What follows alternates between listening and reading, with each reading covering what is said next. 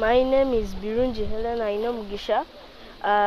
This race in Kalisizo, it's CSC, first CSC in 2024. So these Kenyans, Tanzanians who are coming, we are going to show them because we are home. So we pray that the track is well, so nothing bad can happen, no injuries, and we get good positions. Hi, I'm Fatu, rider in MX1 and coach. I'm happy with the track now. It's been improved, looks better than before. So we're ready to challenge the Kenyans in this East African race. I hope all goes well. Stage. Amanya ganze Jamaica Makumbi. Nali mu 50cc senior. Ela namvayo nga mazokola record. Nganze 50cc champion ladies. Ela nem 65. Ja making a show and chikola. Nayanza tata wange okunsponsoringa. Ela nokungulia piche mpya 2024.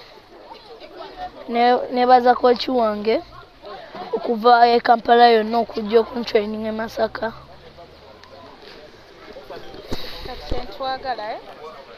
Bange bonna ze Jamaica Makumbi oba omanyi omuvuzi Shidi ow'empaka ye taata wange era mbasaba mwenna abawagizi bange mujje mu sponsoring oba mupagire 24th of March. Sijaba disappointing and I'm making a sure of a position in Nunj.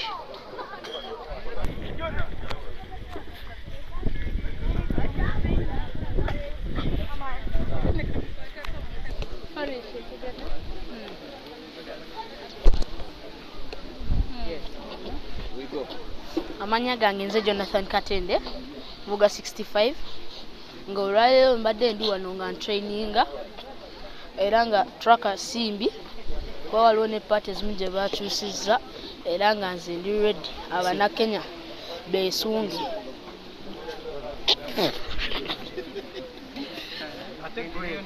Amanya gange nze Jerwa Mubiro.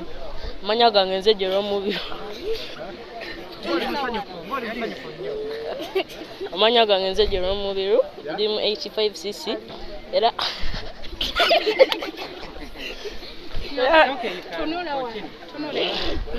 Amanya gange nze Jerome Mubiru era mu 85cc ku lunaku lwa race mujje nga musuubidde ebintu bingi kuba eno kilaasi muno omwaka nze akyagikutte kuba sinawo competitor mpozi ow'e Kenya. My name is Adam Kawiye. I ride in 65cc.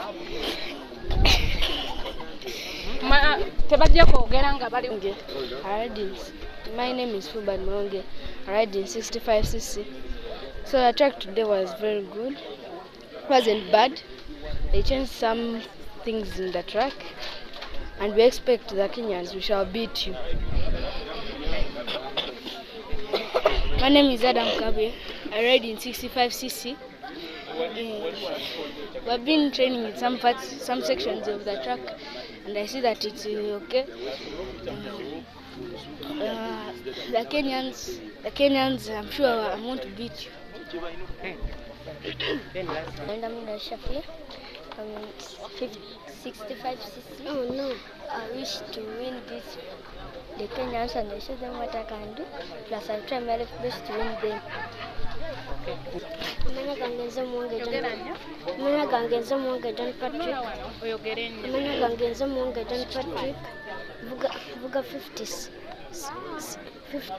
senior. Era tujagezaako basobola okungula kuyita abaagizibwa okujja okwagira naye yogera nnyo. Ndakwita